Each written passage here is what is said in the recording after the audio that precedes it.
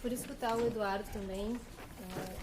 Ele disse que é uma conversação, né? E afinal de contas eu também posso dizer que isso é um improviso, né? Afinal de contas a gente está acostumado a tocar por partitura quando vemos alguma conferência, e a situação é de provocação, e portanto tu nos deixasse muito instigados. Eu vou explicitar um pouco o lugar de onde eu falo, porque na nossa, digamos, nosso hábitos do Núcleo de Antropologia e Cidadania, nós costumamos não fazer perguntas para as pessoas, e sim pensar junto, né, algumas questões. Isso se torna um clima de laboratório de ideias, mas mesmo assim acho que nós temos alguns vícios nesse pensar junto, que é um pouco antropofágico, né? Ou seja, a gente pensa junto, mas ao mesmo tempo a gente pensa através dos recursos que tu nos colocaste, ou que o diálogo proporciona, e não necessariamente aderindo a todos eles. E isso acho que causa um tom de que as conversas não são reações profundas ao que a pessoa falou, e sim uma provocação que sensibiliza. E eu acho que uma das coisas que me sensibilizou em participar desse evento foi que no cartaz estava escrito América Latina, e isso me deixou muito preocupada, né? Muito preocupada porque, do ponto de vista de onde eu falo, e tenho muitas influências imagéticas, a primeira noção que me vem é aquela obra do Torres Garcia, que é a América Latina de cabeça para baixo, claro, que é do início do século XX, e que é produzida por um artista plástico que é catalão, mas que todos conhecem como uruguaio. E está alçado ao sujeito mais uruguaio que há no planeta, por ter feito toda a sua formação com grandes mestres na Catalunha, né? Mas sido etronizado no Uruguai. Então essas distâncias e esses incômodos com a noção de América Latina sempre me inquietaram, me trouxeram a pensar aqui. E eu, te escutando, rapidamente pensei em mais 3 pontos que tu me inquietas com relação a essa noção de antropologias hegemônicas e periféricas, centros e periferias, quando eu estou mais acostumada a pensar em conexidades. E ao percorrer conexidades, eu percorro conexidades e desconexidades que nós temos com a Colômbia. Tento lá me reconciliar com as companhias aéreas que nos deixam tão distantes e pensar que em algum momento no sistema colonial, no sistema mundo, Cartagena era o centro do sistema da Espanha, que fazia dessa experiência de colonização um projeto de réplica, claro, né? E, portanto, as províncias têm nomes de Granada, têm nomes dos seus lugares conhecidos. Nós passamos dessa ideia de réplica, nessa crítica ao sistema colonial, mas a gente tem que entender um pouco que a gente não está tão desconectado por ser um mundo português ou espanhol, só por ter uma referência ibérica, mas que nesse sistema mundo colonial, Cartagena era tão central, e aqui o Porto de Buenos Aires não era periférico, ele era a base de um contrabando. Então ele estava dentro de um sistema mundo também, e isso, ouvindo muitos dos historiadores, lendo muitas coisas, conhecesse o Guilherme Wide também, não? Lá na Argentina, em Buenos Aires. Depois que a gente fica sabendo que nesse período onde o Rio da Prata é um dos caminhos alternativos do contrabando para alimentar aquilo que ficava muito caro, que vinha de Cartagena, a gente se dá conta que os documentos que os historiadores falam e descobrem na Holanda que durante 10 anos um navio holandês fez a travessia até Buenos Aires 26 vezes, ou seja, não era um lugar ermo, não era um lugar distante desse sistema mundo colonial. Então, eu penso sempre, mesmo que usufruindo da historiografia, em conexidades, né? E que não se pode pensar a América Latina como um mosaico de países, e sim seguir algumas conexidades, que não são dadas tão somente pela antropologia, mas porque os antropólogos se colam a entender de que maneiras algumas conexões são mais potentes ou menos potentes. Eu escutei recentemente o historiador Luiz Alencar,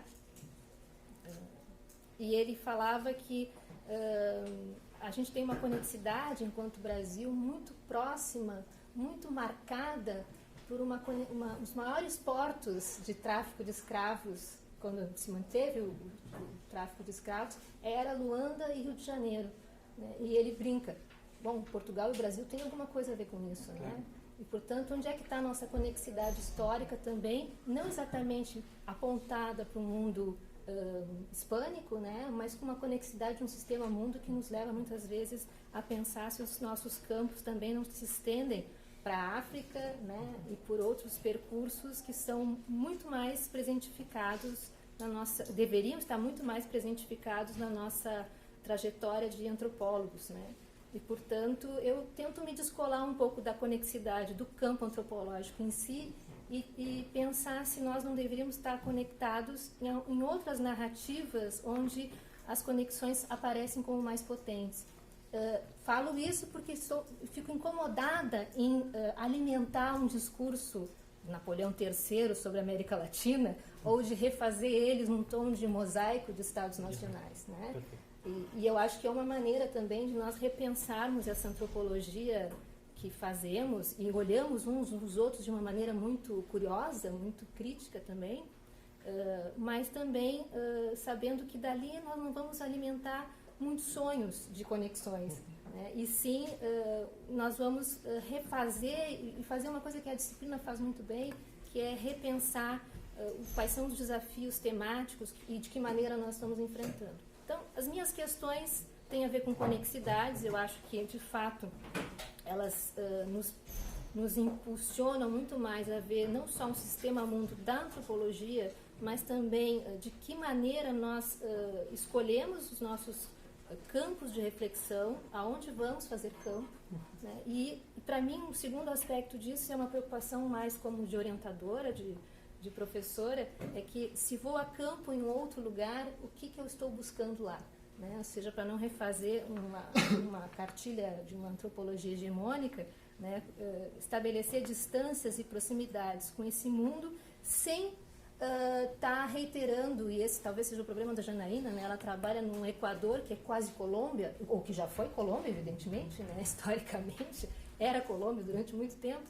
Então, não reiterar aí que é uma antropologia brasileira feita no Equador, de que maneira nos relacionamos com esses percursos internacionais que se desenham na nossa própria disciplina. Primeiro porque elas têm um impacto muito grande em não refazer caminhos clássicos, que é, eu acho que o sonho de consumo dos doutorandos, agora vou fazer a minha antropologia, meu texto clássico, né? E, de alguma maneira, ter que repensar essa ida a campo para fazer uma das tuas reivindicações aqui, né, de conhecer a comunidade local, né, a comunidade acadêmica, intelectual. Eu acho que isso eu tenho muita sorte. Recentemente, quando fui a Cusco, né, e os meus turismos de férias são em livrarias, o rapaz que atendia a livraria quando nos olhou, disse: vocês querem tal coisa? Nos colocou sentado na frente da prateleira de História e Antropologia e baixava os livros e dizia: e este foi o orientador desse, e esse foi não sei o quê, e esse aqui constituiu todo o campo da antropologia em Cusco, e a gente já estava mais interessado no atendente do que nos livros, ou seja, os livros tinham uma história, uma genealogia, uma relação entre eles, e, portanto, essa é o ir a campo, mesmo que involuntariamente em algum lugar, ele tem que, e aqui já foi dito nesse panteão uma vez, se relacionar com uma comunidade acadêmica, mas não tratá-la como estranha com nativos, conhecer um pouco mais a historicidade das questões que são levadas por aquela antropologia que é vista por um turista como uma coisa muito local. E não é. Tem mais conexões que a gente imagina, mais conexidades. E as conexidades estavam em jogo aí, afinal de contas, ali se encontrava nessa livraria de Cusco uma série de livros sobre Bolívia, sobre Aymara, sobre Quechua, sobre o mundo andino, ao qual a cordilheira realmente parece fazer uma grande diferença entre nós. Não caindo no determinismo geográfico, mas em termos de mercado também. Então, eu acho que o segundo aspecto dessa conexidade é como, nos trabalhos de campo dos doutorandos e mestrandos, essa decisão em ir para um outro lugar, muitas vezes ela está muito imbuída dessa fazer a antropologia clássica finalmente, porque tenho tempo para fazer uma tese de doutorado de mais anos de pesquisa, mas ao mesmo tempo acho muito importante que se preserve essas suas preocupações, como nos relacionamos com essa imaginação de uma antropologia hegemônica, o que ela nos oferece como instrumentos. E acho que esse ir ao campo em outro país e não tangenciar as questões locais, conhecer as histórias, não significa só um desvendar do que se passa nessa região andina, do que se passa nessa região do Equador, mas também uma descoberta de uma história de constituição de uma antropologia, porque como eu vou para a livraria e eu não vou na livraria da universidade, estão lá na prateleira, em Buenos Aires, todos os Frasers que a gente não usa mais em aula, ou todos os autores, né, de uma antropologia que fala sobre os seus dramas coloniais. E eu acho que é o outro elemento. Em várias escutas que eu vejo de antropólogos falando da institucionalização da antropologia, nós tivemos que, em determinado momento, e eu sou aluna dos anos 80 também, reinventar a antropologia para os nossos alunos e reapresentá-la como uma coisa atrativa e apontando para o futuro. Então, a história da antropologia, ela muitas vezes não lida com alguns elos com esse sistema colonial. E em Buenos Aires eu comprei muitos livros sobre museus argentinos que abrigavam indígenas que foram empurrados da escada, etc., porque incomodavam muito os passantes. Essa história de como nós nos deparamos com essa antropologia local e como ela se reinventou e, em termos de memória, ela apagou propositalmente alguns dos seus dramas, né, coloniais. Eu acho que eu consigo pensar em pluralizar a antropologia, mas eu acho muito importante que nessa pluralização seja fundamental nos deparar com os nossos pecados originais, né? Não depurar a antropologia, porque quase que seguiria um caminho de melhorá-la, né? Enquanto que a gente tem que revelar com bastante intensidade alguns aspectos que fizeram dessa antropologia uma parte de uma instituição. Aqui, na Universidade Federal do Rio Grande do Sul, nós tivemos uma sessão de comemoração de 75 anos da universidade, 50 do Instituto, não é isso? Quantos anos temos? 50 do Instituto, em que a carreira antropológica aqui, ela tem fundamentalmente raízes na arqueologia. E que interessante, porque os arqueólogos naquela época eram os que mais faziam campo percorrendo, e não reféns de um registro local e nacional. Então, se eu rechaçar a arqueologia, eu não corro o risco também de reiterar alguns estudos clássicos, localistas, ou reféns de narrativas nacionais e regionais.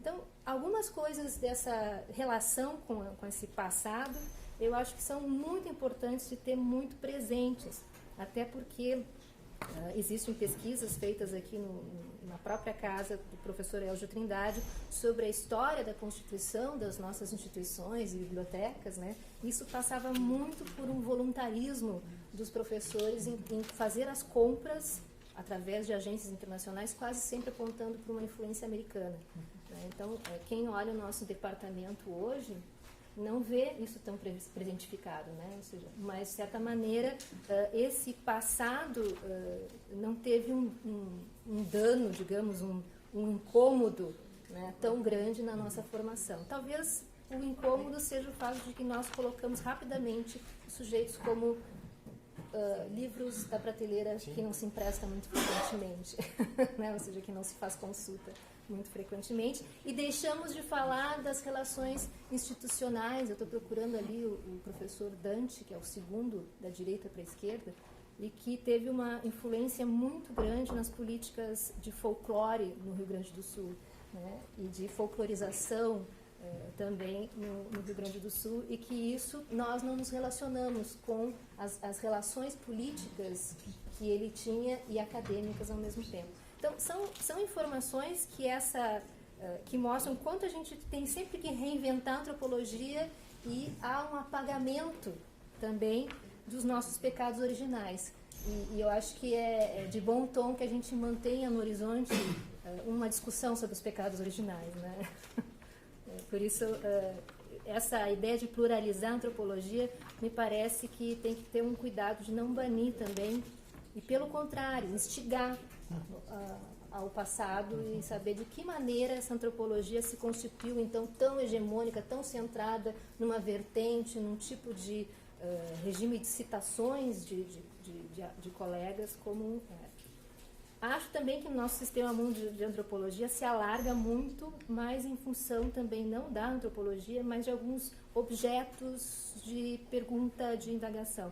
Eu acho que a questão dos afrodescendentes tem potencializado, acho que esse meu último comentário é isso, o trânsito de pessoas no Cone Sul, em Sul América, tem sido algo muito presentificado. Nós não temos só alunos colombianos, mas nós temos programas do Acnur para refugiados colombianos, para reassentamento no Rio Grande do Sul, junto, né, e coincidentemente, né, o Rio Grande do Sul agora parece conhecido da Colômbia, né, e trânsitos religiosos. A gente já tinha um trabalho bem potente do Arioro sobre esses trânsitos religiosos de religiões de afrodescendentes, e agora também chama atenção a Igreja Universal Reino de Deus.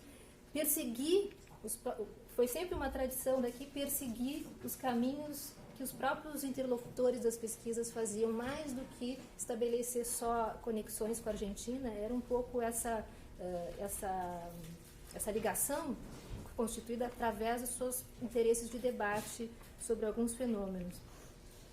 Recentemente, então, E talvez nós tenhamos dado conta de que algumas coisas se globalizam e que nós que temos que perseguir esses sujeitos, né, ou esses problemas. Talvez a gente nunca tenha se dado conta, mas as invenções legais se globalizam. Acho que a Patrícia está bastante atenta a isso. Os instrumentos legais não são uma invenção nacional. Os instrumentos, por exemplo, de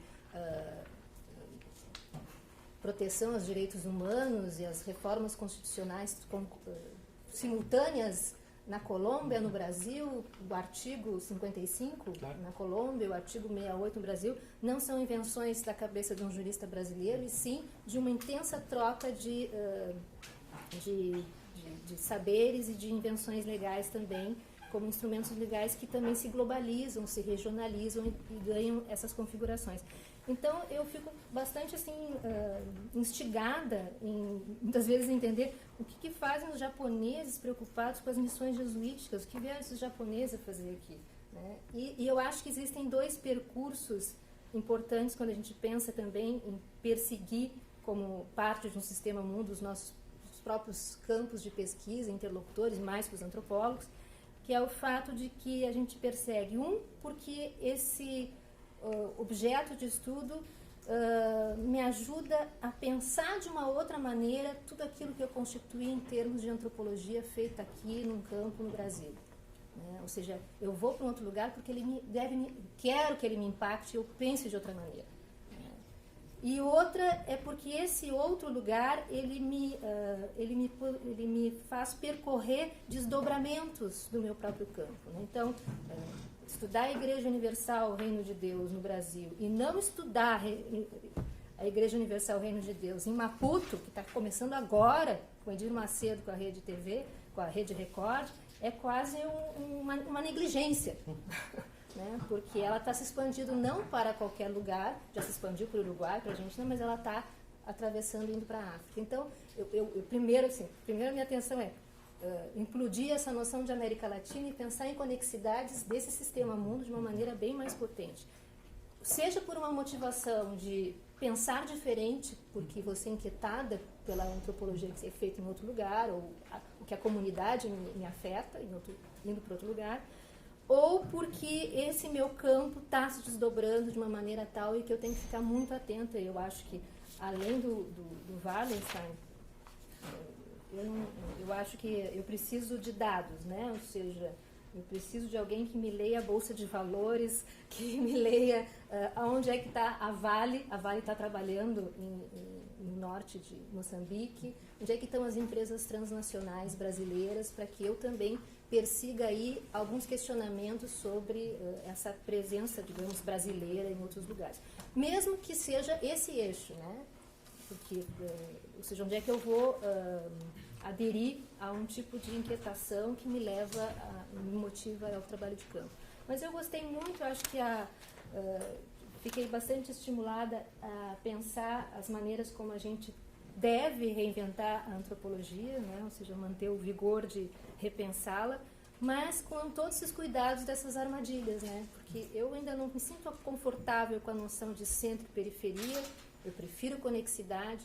Eu acho que a conexidade ela não é só do campo de debatedores da antropologia, ela é através dos percursos de trabalho de campo que nós trilhamos, né, como uma ideia de... Talvez o antiprodutivismo seja a possibilidade de manter o fôlego num programa de pesquisa, e não necessariamente em tarefas que têm que ser feitas desconectadamente. Né? E essa é a maior, digamos, resistência que eu acredito que os colegas estão fazendo, que é manter a ideia de que se faz um eixo, um programa de pesquisa, desdobramentos das suas inquietações, e não simplesmente... produzir peças para um mosaico que tem que aparecer no currículo vitae. Né? Mas, enfim, eu agradeço muito a oportunidade de ter te escutado e ter me estimulado a refletir mais detidamente nesse pequeno improviso aqui. Obrigado, Denise. Eu vou pedir que o Tomás, então, faça os comentários e, em seguida, o Restrepo reage um pouco a essas provocações. Os meus comentários vão ser mais, digamos, naquela última leitura culpada que a Jack fez do Restrepo, o qual já pode, digamos, eximir ele de ter qualquer responsabilidade do que o Jack vem pensando a respeito ao seu trabalho. E tem a ver, digamos, com uma preocupação que dentro do grupo de estudo de antropologia crítica tem sido bastante forte. Eduardo Restrepo tem falado justamente que quando são de antropologias hegemônicas, antropologias subalternas e a normalização se geram umas exterioridades, umas formas exteriores, umas práticas exteriores dentro da mesma antropologia que não são consideradas, digamos, de fato, ou como antropologias ou como, nem sequer como antropologias.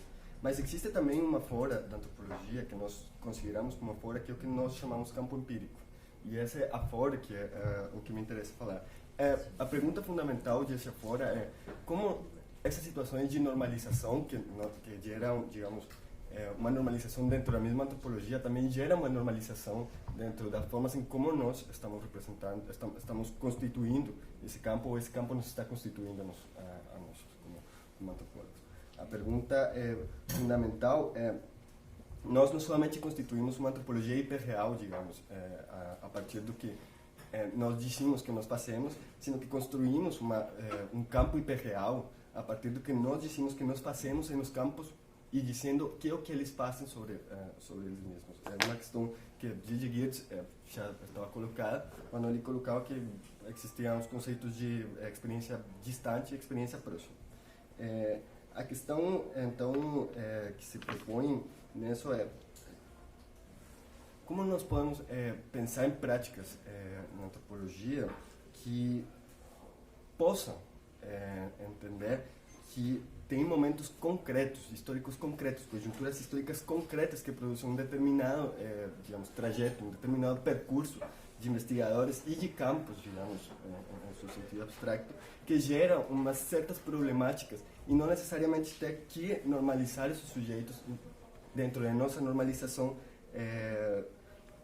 gerando um campo de representações usualmente difusas. Isso tem, digamos, a ver com uma grande questão que o Jacques tem levantado a partir de um conceito que levantou o Castro Gomes, que se chama híbrido ponto zero, e que os antropólogos tentamos, de certa forma, constituir a disciplina antropológica, a instituição antropológica, como um lugar de onde falar, e o que nós insistimos que a disciplina antropológica não é um lugar de onde falar, não é um lugar possível para fazer uma crítica, não é um lugar que o antropólogo, digamos, possa ocupar exatamente, sino que o antropólogo ocupa uma interseção direta entre o que ele faz no campo e as instituições no qual ele está, e que isso implica uma série de relações de poder, incluindo-se ele como um saber experto, incluindo ele como uma pessoa que vai ter uma verdade sobre esse campo, E isso nos leva a pensar, então, não somente em um sistema mundo antropológico, sino em um sistema mundo epistemológico, digamos, um sistema mundo dos saberes e um sistema mundo político e econômico. Nós estamos acostumados a pensar que a antropologia, a sociologia são aspectos absolutamente diferentes, mas não, eles têm uma continuidade enorme, né? E eles dizem respeito a umas academias, a umas instituições que se valoram a si mesmas como saber experto, mas tem outros saberes, outras práticas que não são valoradas tal como esse saber experto, que são somente trazidas, digamos, pela essa normatividade institucional, digamos, como algo pensável dentro da antropologia, pero como algo abjecto, como conhecimento antropológico, como conhecimento social.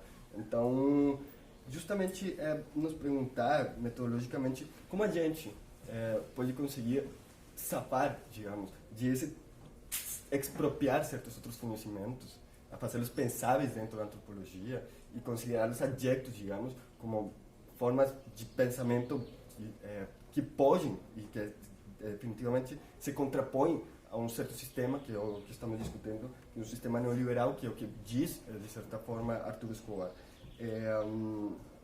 Nesse sentido, digamos que a proposta não só pensar que existem umas antropologias dissidentes, que se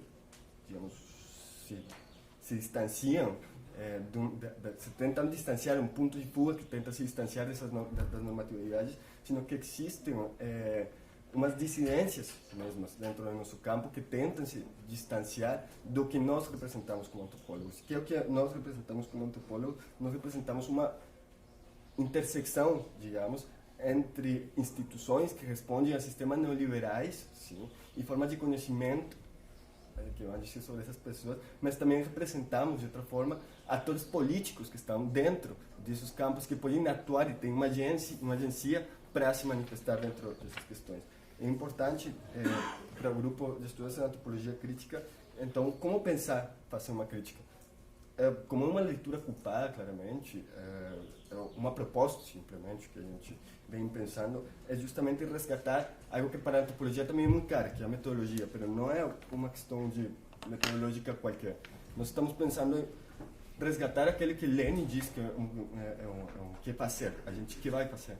Mas resgatar justamente no mesmo modelo leninista que ele diz, bom, é preciso, para fazer uma crítica, ter uma autocrítica, ser capaz de ser autocrítico.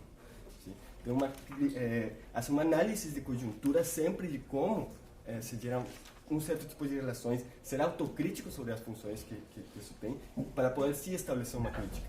É justamente nisso que nós estamos pensando como uma antropologia crítica, uma antropologia que passa por esses três passos. Tem uma análise de conjuntura que nos permite historicizar o conhecimento, que nos permita verlo como uma prática concreta, para depois sim poder nós, como antropólogos, ser capazes de fazer uma autocrítica sobre todas as relações de poder e sobre as posições que nós ocupamos e poder fazer uma crítica, digamos, muito mais geral. Mas a problemática que nós levantamos é respeito justamente a como se constitui, como essa normatividade constitui campos, sim, que nós tentamos igualmente normalizar. É isso. Obrigado, Tomás. Bom, Eduardo. Bueno, pues empiezo con las reacciones de Denise. Muchas gracias por los comentarios y por las reacciones. Los 3 puntos que Denise sugiere, pues me hicieron pensar en varias cosas. Primero, eso de antropologías latinoamericanas o antropología brasileña o antropología colombiana, en relación con la discusión de las conexidades, de las conexiones.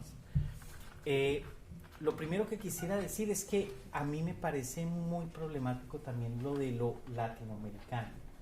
Y ahí hay una serie de discusiones fuertes que uno puede establecer con respecto a el origen del concepto, pero también los cortes que significa y las implicaciones que tiene. Yo sé que lo latinoamericano tiene cierta lectura un poco romántica de nosotros, nuestra América y todo eso, y eso es importante no perderlo, ¿sí? Pero también es no hay que ser ingenuos con qué tipo de conexiones permite y qué tipo de conexiones no permite pararse desde ahí. Sí, entonces yo creo que lo de más que antropologías latinoamericanas como si fuese algo cultural, habría que pensar en qué tipo de conexiones habría que establecer entre entidades que quizás no sean simplemente países, para que no quede el asunto como mosaico, como decías tú, pero entidades que sí tienen una posición distinta y que tienen unas historias compartidas, y que por lo tanto uno supondría que implicaría cierto tipo de políticas. Cardoso de Oliveira hablaba de que en América Latina la antropología tenía una relación muy distinta con sus objetos de estudio, y ahorita vuelvo a eso, sus objetos de estudio, que la antropología, digamos, francesa o inglesa, porque uno estaba pensando desde la misma, estaba pensando en un contexto donde ese estudio no era simplemente un estudio distante, sino que tenía que ver con la historia y la política propia. Estudiar los estudios antropológicos en los países de América Latina eran estudios que tenían que ver con la historia y con la política del sí mismo y no de otros distantes. Entonces, yo creo que ese punto de tratar de redefinir las conexiones y tratar de ver cuáles son los términos para entender estas conexidades, quizás hay que mirar.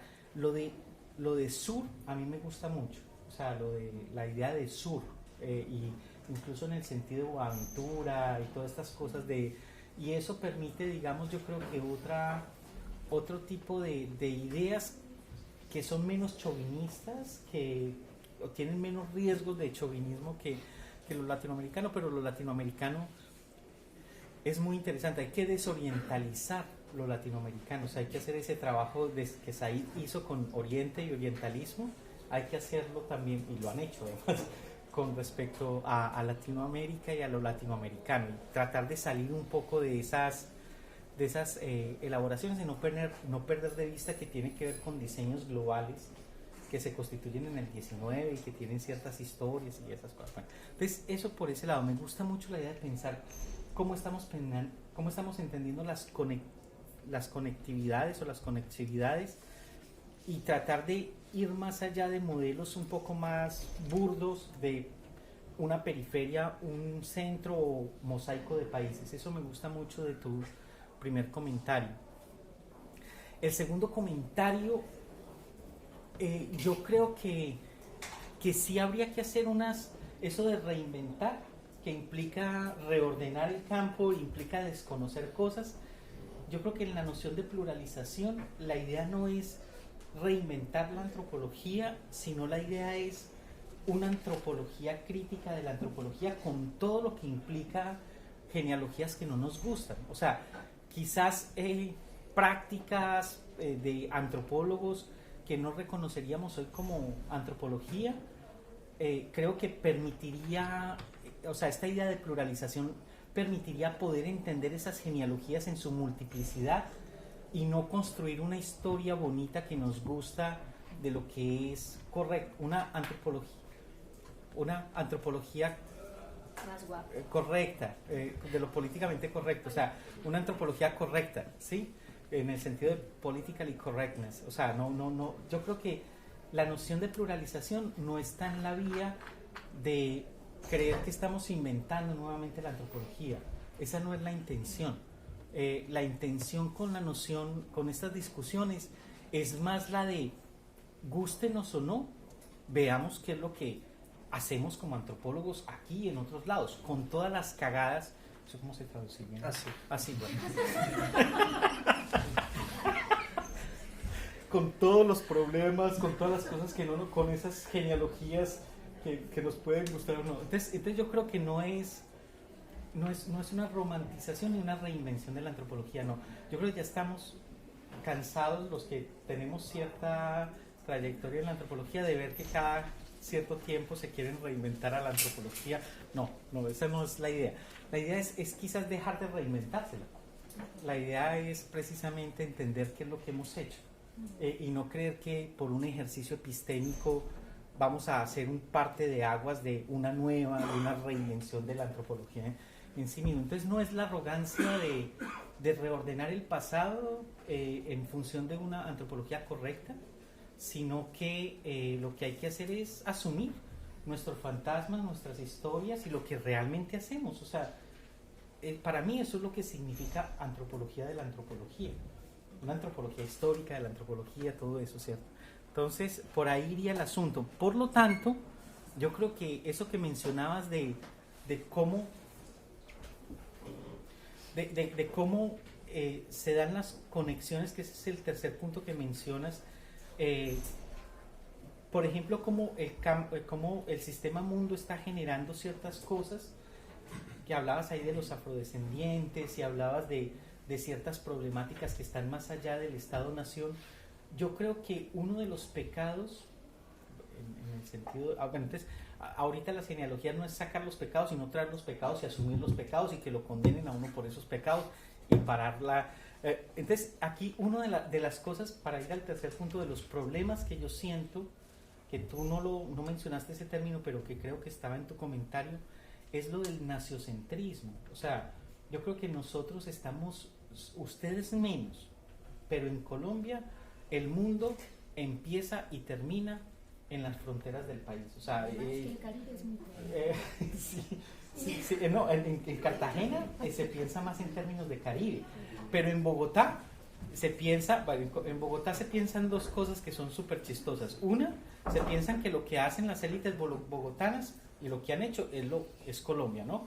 Eso es una maravilla. Uno ve los libros de historia y las élites en el siglo XIX, y las élites en el siglo XIX son tres pelagatos en Santa Fe de Bogotá, que eso era una cosita, y todos los otros escenarios se desaparecen, ¿no? Pero además de eso, siempre pensamos mucho en términos de una antropología o una historia o una sociología, a veces sin enunciarlo, desde el marco del Estado-Nación, lo que se llama el naciocentrismo, ¿sí? Y yo creo que tu comentario de que existen ciertas problemáticas que atraviesan, porque son problemáticas que implican una reconfiguración del sistema mundo contemporáneo, nos hace pensar que nuestras prácticas como antropólogos no pueden seguir siendo tan limitadas en términos de el modelo de Estado-Nación. Esto no significa, pienso yo, que hay que abandonar ciertas especificidades.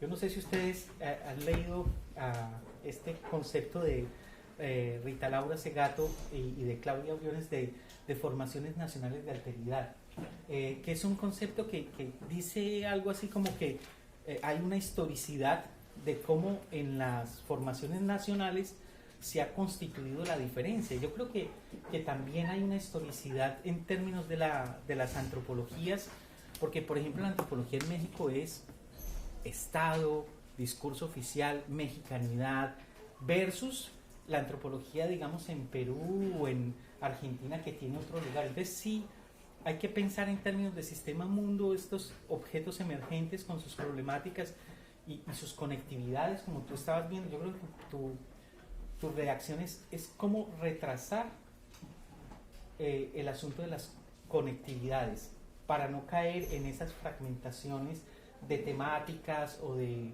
estrategias que definen ciertos ejercicios. Entonces, no, yo estoy de acuerdo con eso.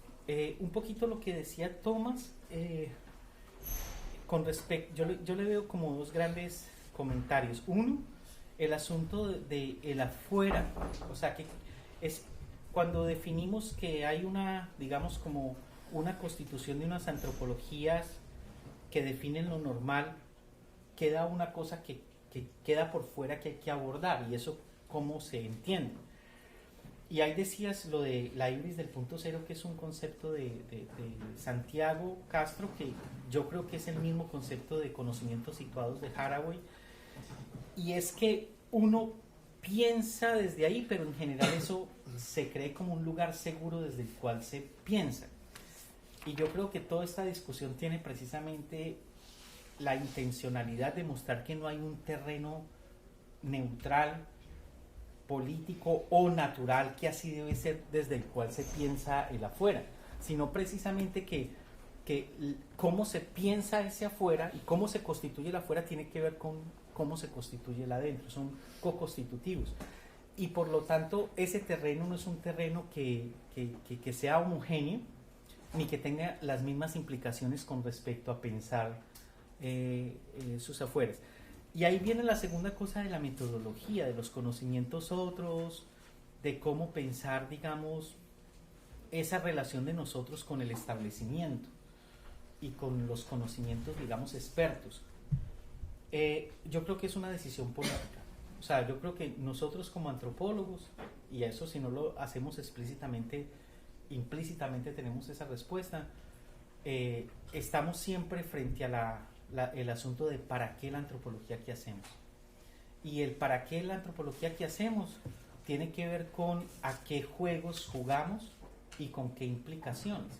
Si nosotros le jugamos al juego, por ejemplo, del establecimiento neoliberal, de la productividad y todas esas cosas, eso tiene unas implicaciones. Ahora, si nosotros le jugamos a otras cosas, hay que jugárselas con unas implicaciones, pero tampoco siendo ingenuos. O sea, yo creo que la ingenuidad, Trujillo es maravilloso porque dice que la ingenuidad es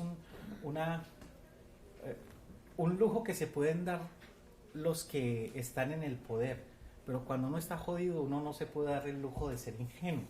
Entonces yo creo que también está aquí, si uno realmente siente, o sea, yo siento que la antropología es un proyecto político, incluso cuando aquella gente piensa que no, creo que ahí es obvio que también es un proyecto político. Ahora, ¿cómo entender ese proyecto político? Manteniendo la potencialidad de la antropología es, yo creo que el gran reto, y la respuesta no es una respuesta de manual, es una respuesta que yo creo que las prácticas situadas de cada uno de nosotros va a permitir generar ciertas respuestas con respecto a eso, porque yo creo que el problema radica en cuando uno cree que hay una forma de abordar esa respuesta. Yo creo que esa respuesta es muy contextual, y la potencialidad de la antropología, pienso yo, radica en la posibilidad de desnaturalizar, de la posibilidad de poner en cuestionamiento diferentes esferas de lo que somos, porque no necesariamente tenemos que ser de esa forma. O sea, yo creo que ahí hay un gran potencial de la labor antropológica, y por tanto la antropología, no solamente por los compromisos que asume directamente, sino en sí misma, la antropología es política. O sea, bueno, esto no lo pienso simplemente yo, o sea, es una cosa que muchos piensan, pero es una cosa que vale la pena recordar, sobre todo en ciertos escenarios que se asumen ciertas prácticas que pareciera que se olvidara ese asunto. Entonces sí, esa parte metodológica del cómo abordar esa serie como de compromisos o antropologías colaborativas, antropologías solidarias. O sea, hay, en la historia de la antropología en América Latina y en otras partes hay muchas experiencias con aciertos y con frustraciones de esos proyectos específicos. Obrigado, Eduardo. Nós temos meia hora para construir um debate mais amplo, e eu queria então abrir um momento das inscrições para aqueles que desejam contribuir, oferecer o seu aporte e também levantar questões para o Eduardo Restrepo e também para os nossos debatedores aqui nessa mesa.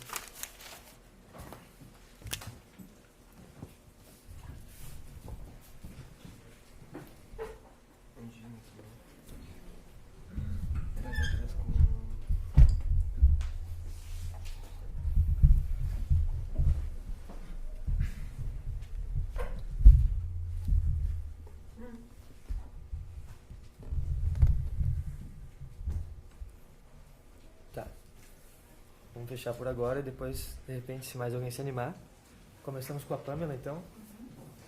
Bom, eu gostaria de agradecer também ao professor Eduardo Restrepo. Estou tendo o prazer de vê-lo de novo. Conheci ele em Buenos Aires há um mês atrás. Tão bom quando eu soube que ele vinha ao Brasil, vinha a Porto Alegre e à minha universidade. Então, é uma felicidade recebê-lo aqui. E E eu vi também os comentários da mesa a respeito da fala do professor, que acabaram me despertando outras coisas também.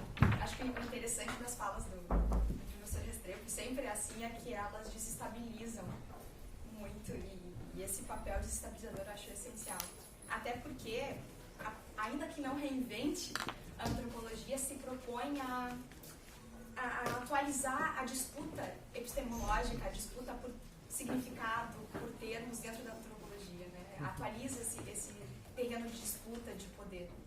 E, bom, a minha pergunta vai muito ao encontro do que tu falavas da Harvard, do conhecimento situado, porque no texto mais conhecido do Simões, ela fala na pesquisa científica balizada por um olho ocidental, que ela chama de olho compreensivo, né? Um olho desencarnado.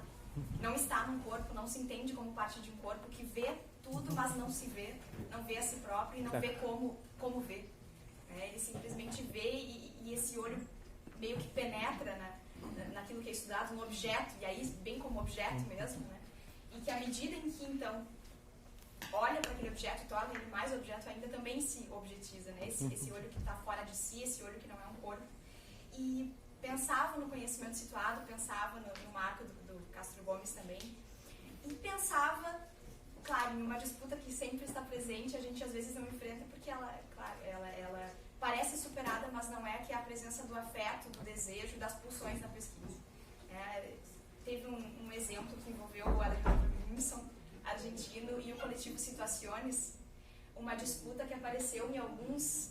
Eu não sei se todos sabem dessa disputa, o Alejandro Grimson também é um antropólogo argentino, mas o coletivo Situaciones é um coletivo de pesquisa, que tem antropólogos, tem filósofos, enfim, tem gente que nem é da academia, e se propõe a fazer uma pesquisa militante, né? Uma pesquisa que se diz muito militante e atravessada pelo desejo, pelo afeto e pela pulsão. E, bom, o Alejandro Grimson, em um determinado debate, se coloca contra o coletivo Situaciones e diz que o afeto na pesquisa viesa, né, e tira o rigor, e eles se embatem nisso. Tem uma resposta do coletivo Situaciones em forma de um folder que é distribuído na universidade, enquanto que o Alejandro Grimson publica aí nos veículos oficiais. E, bom, isso me lembra muito essa coisa do desejo e da pulsão na pesquisa. A Cristeva falando sobre essas pulsões, sobre esse desejo. E eu fico pensando em uma metodologia para isso, retomando a questão, em um método para isso. Se há um método que se afine, ou métodos que se afinem, ou rasgos de método que se afinem com essa prática pensada a partir de um viés descolonial, ou dos conhecimentos subalternos, ou fronteiriços, ou dissidentes, enfim, né, que essa disputa se pense assim, em que o afeto, então, possa ser pensado dentro da pesquisa, de que forma ele pode ser pensado dentro dessa pesquisa também. O Alejandro Haber, dessa vez, também publica um artigo que fala de uma não metodologia, ou de uma metodologia indisciplinada, né, que esse conceito, queria que tu falasse um pouquinho sobre essas disputas, sobre como tu entende essa. Vamos a necesitar otro seminario para eso. Sí. Undina? Eu queria comentar alguma coisa sobre essa noção que tu está retomando, bastante na linha marxista, bastante histórica, de centro, periferia, ou na sua versão gramsciana.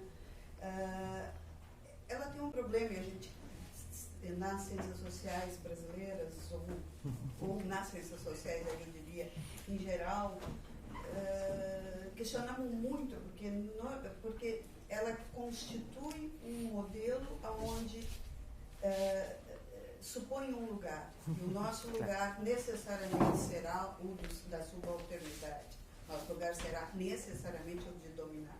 Não aceitar esse espaço e fazer uma antropologia que está muito mais preocupada com as dinâmicas e como é que ela se constitui a partir disso, seja em que língua for, porque se é preciso falar a língua do outro e aí inverter isso para que a nossa antropologia se imponha, e por que não?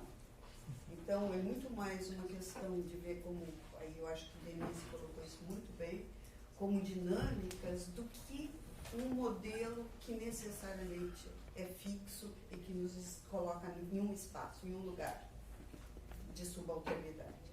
E o outro comentário que eu queria fazer era que me chamou a atenção o fato de tu não ter mencionado Martim Barbeiro. Martim Barbeiro tem uma influência muito grande e tem um diálogo nos anos 80, nos anos 70 no Brasil, né? E uma presença muito grande como um sociólogo da cultura, pensando várias das coisas que estão sendo ditas aqui.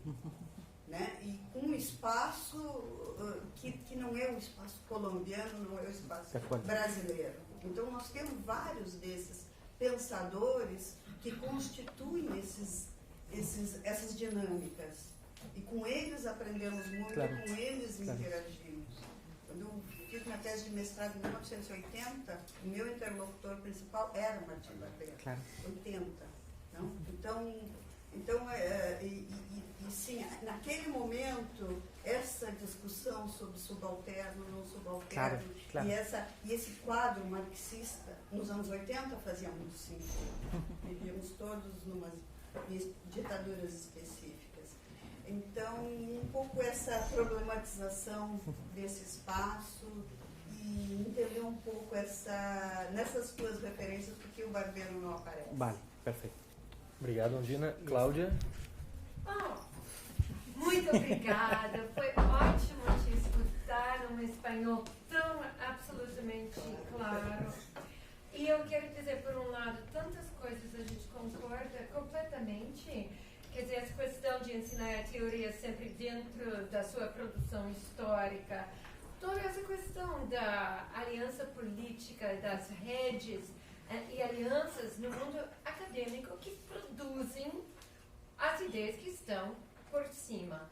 Quer dizer, a questão do inglês, que eu acho muito interessante. Eu lembro de ter lido um artigo sobre São Paulo, da FAPESP, mas casualmente mostrando que em todas as áreas científicas, as pessoas mais citadas são as pessoas que estudaram nos Estados Unidos e que falam bem inglês. E eu acho que também levanta um problema fundamental, que é essa questão de a gente não conhecer bem toda a riqueza das produções em outras línguas. Inclusive, eu ia dizer, até a antropologia pós-colonialista citada da África vem da África do Sul, como Barrazar, certo? Então, eu vou fazer umas 2 ou 3 provocações só para a gente pensar. Uma provocação volta para a diferença entre dicotomia e conexividade. Porque nossa ex-presidente aqui no Brasil, Kubitschek, não era Kubitschek que dizia: falem mal de mim, mas falem.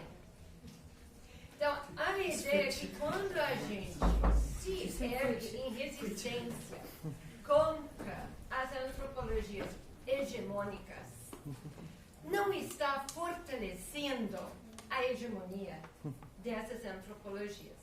E eu reforço isso, chamando a atenção para mim um paradoxo, que as pessoas que participam da rede de antropologia do mundo são todas pessoas que passaram pelos Estados Unidos e que estão, inclusive, firmando uma posição dentro dos Estados Unidos através de sua rede anti-hegemônica. Eu digo, Alberto de Cardoso de Oliveira, tu disse que leu em inglês, Teresa Caldeira, Trouillot, eu também li em inglês. Claro. Todas essas pessoas, a gente não vai além da articulação do poder hegemônico das vozes subalternas, que, de certa forma, para mim, acaba sendo uma certa contradição. E, às vezes, eu acho melhor ignorar tudo isso, depois construir novos blocos. A questão também de como nós usamos o próprio Foucault e as estratégias de normalização. Eu sempre acho interessante a vertente libertadora na interpretação de Foucault, que nós vamos achar um caminho para nos liberar das armadilhas e assim subir para além dos embates políticos, das discussões acadêmicas, politicagem, etc. Ou então, uma outra vertente que eu acho muito clara nas tuas escritas e na tua fala agora, mas eu só queria enfatizar mais uma vez a ideia que nós estamos parte de jogo, que nós estamos dentro dessas estratégias, que a ciência, a política e a ética são absolutamente imbricadas e nós temos que ter as nossas estratégias conscientes. E aí eu quero voltar para as decisões e as perguntas que a gente se faz. Então, como fazer sem ficar pregando as mesmas ideias, que para mim acabava sendo um tipo de pregação, que a gente usava no imperialismo, da antropologia, acabava sendo um tipo de pregação que eu cansei de dar para os alunos. Parecia um novo cânone, entendeu? Teórico. E isso que eu estou, essa coisa da reinvenção, a pergunta da Denise, como olhar. E eu fico pensando, e é uma autocrítica, e uma autoindagação, não é uma solução.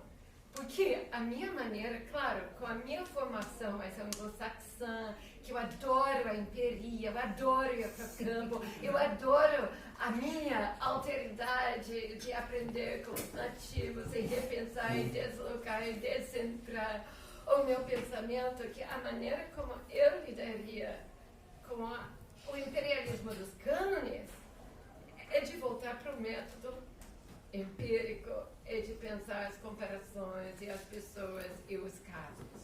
Mas eu sei que essa solução não é sem perigos. E eu gostaria de te ouvir sobre isso. Muito obrigado, Cláudia. Jana? Eduardo, obrigada pela tua conferência tão provocadora. Eu sou a Janaína. Citada. A citada. Eu tenho uma trajetória pesquisando entre coletivos afrodescendentes no Brasil, primeiro no Norte, no Maranhão, e depois aqui no Rio Grande do Sul.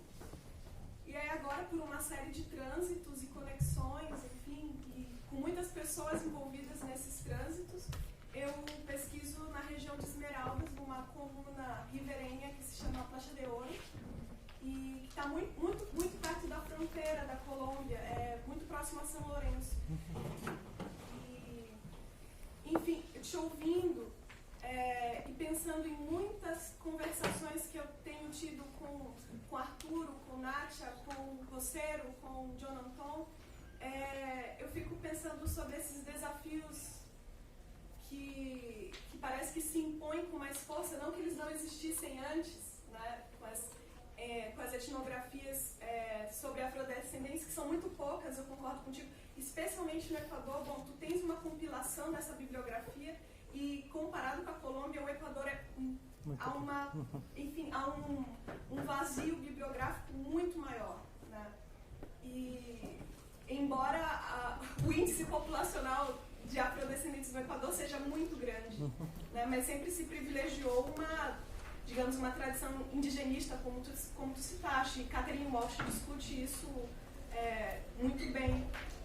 Então, mas eu fico pensando, e talvez isso seja parte de vários incômodos meus, sobre essa pesquisa entre afrodescendentes, especialmente no Equador. Eu, uma brasileira, enfim, fazendo tantos deslocamentos e trânsitos para isso. E penso nesses desafios que são colocados para o antropólogo que pesquisa esses coletivos, né? Então, por exemplo, quando eu chego em campo, há uma série de problemas e junto a esses problemas há uma série de demandas, né, das quais eu acredito, e talvez isso se combine um pouco quando tu diz que a antropologia é um projeto político, e talvez a minha pergunta seja nesse sentido, para que tu desenvolva, portanto, o que tu entende como esse projeto político, né? Em como essas demandas elas atravessam o tempo inteiro a pesquisa e das quais eu não posso me furtar e das quais eu não posso me eximir. por exemplo, quando eu chego lá e há problemas que são muito parecidos com os do Pacífico colombiano, porque se pensar que há um corredor e uma continuidade, enfim, de problemas e desafios como a mineria a céu aberto e a exploração de madeira e a plantação de palma africana e tantas coisas que Arthur Escobar já discutiu, enfim, que não é nada original, né, mas que, enfim, que persistem, problemas que persistem. E de como isso como antropólogo ele está inevitavelmente enredado nesses problemas, né? E como esses problemas eles atravessam esse trabalho e como o antropólogo precisa se posicionar diante disso, né? Dessas coisas. Então, por exemplo, quando eles me interpelam para que eu escreva um projeto de inclusão digital para eles, para que se submeta ao Ministério do Equador, da Cultura do Equador, enfim. Quando eu aqui no Brasil recebo esse telefonema e me ponho a escrever um projeto, porque acredito que isso poderia ser talvez uma ingenuidade minha, de que isso possa ao menos servir para alguma coisa. Mas o tempo todo o que eu quero te dizer é um pouco isso que tu te perguntaste agora, né? O que faz a antropologia?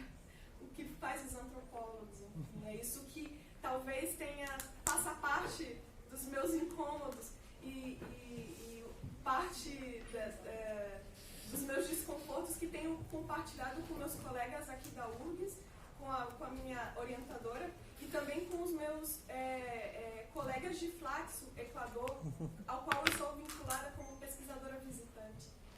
Então, bom, eu acho que na verdade não é uma pergunta, mas talvez compartilhar essas tensões que são sentidas em campo e que temos que fazer refletir, porque tu falavas muito ao final da tua conferência dessa antropologia da antropologia, de todos esses índices de produtividade, enfim, e que são necessários discutir, e aí eu também fico pensando, bom, tem um outro lado dessa moeda, que é o ofício do antropólogo, o trabalho do antropólogo, mediante esses coletivos, especialmente afrodescendentes, né? Então, enfim, acho que só para começar a pensar. Obrigado, Jana. Emerson. Eduardo, prazer te conhecer. Eu já tinha lido algumas coisas e gostei bastante de ter te escutado. Mas a sensação que né, ao ler e escutar esse tipo de provocação é de que o nosso trabalho é imenso, né? Digamos, as tarefas que a gente tem que cumprir, digamos, desses lugares do mundo que a gente habita, as tarefas são imensas, né? Porque, exatamente, a gente não pode deixar de ler Lévi-Strauss, não podemos deixar de ler, né? E temos que ler várias outras coisas, né? Que, enfim, os franceses acham que não precisam ler, né? Não sentem esse impulso, essa provocação, né? Pelo menos boa parte deles. Então, né? Quer dizer, isso gera, digamos, isso coloca um nível de exigência bastante grande, né? Ainda mais quando a gente percebe que os caminhos, né, para se chegar nesses questionamentos, né, nessas provocações também são múltiplos, né? Muitas vezes digamos, esse caminho que você está nos apontando, né, ele não necessariamente ele vai resultar no melhor resultado, né, numa pesquisa interessante, né? Não necessariamente, acho que é exatamente isso. Isso não é melhor do que a velha antropologia, né, digamos assim. E realmente, assim, às vezes a pessoa lê Malinowski e faz um trabalho brilhante, né, dentro de um objetivo que ela tem, dentro de uma dissertação de mestrado, ou, né, de algo que tem essa escala. Ou então, quando a gente acompanha certas elaborações, por exemplo, na etnologia, né, pesquisa com grupos indígenas que partem, por exemplo, de leituras de Deleuze-Guattari, né, ou de Foucault, nos mais diversos campos, né? Quer dizer, que também são muito interessantes e provocativas, né?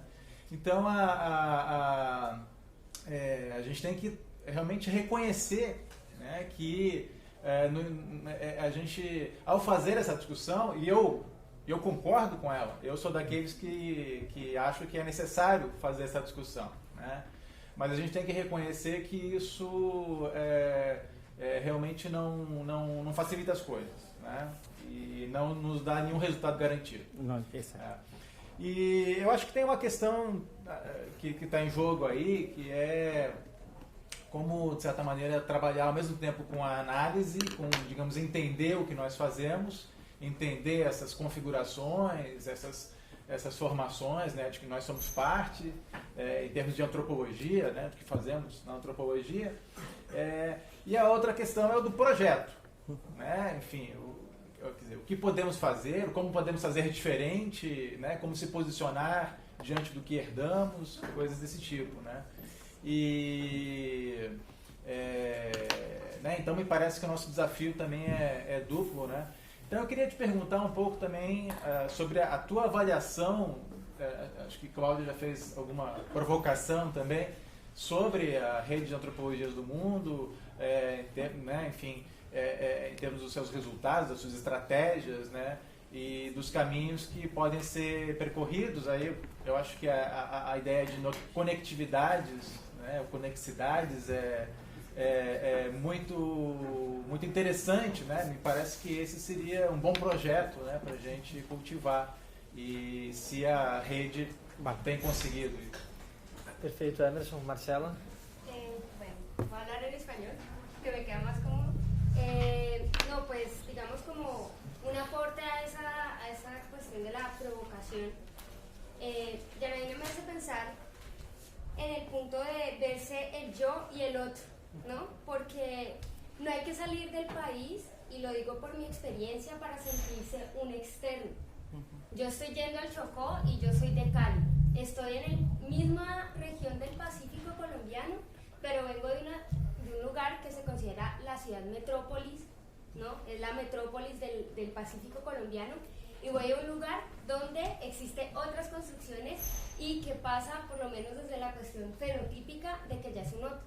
Entonces, digamos que para aportar también a esa discusión, o sea, yo me puedo sentir un Malinowski o un Levi-Strauss o una Margaret Mead o una Ruth Benedict sin tener que salir de mi país, en el sentido de que siempre hay una relación de un yo y un otro, ¿no? Y lo segundo es que también va en el camino de la pregunta y del comentario de la profesora Claudia, y es que cómo seguirnos pensando la comunicación o el diálogo con esos referentes teóricos de la antropología, de las antropologías hegemónicas en términos gramscianos, ¿no? O esas antropologías subalternas, porque bien que mal, y creo que en tu presentación lo comentas, y es evidente, ¿no? Pues hay un dicho en español, no sé si en todos los españoles que tenemos, en los castellanos, pero en Colombia hablamos de que si no puedes con el enemigo, únete a él. Entonces yo podría usar el trabajo que se hace en la antropología americana o francesa, por ejemplo, como un insumo para poder seguir discutiendo y replanteándome qué es el ser un antropólogo o una antropóloga, y que no pasa ni siquiera por la disciplina de la antropología, sino también en la sociología, en la ciencia política, no sé, en lo que, digamos, en eso que estamos llamando ciencias humanas. Era isso. Perfeito. Obrigado, Marcela.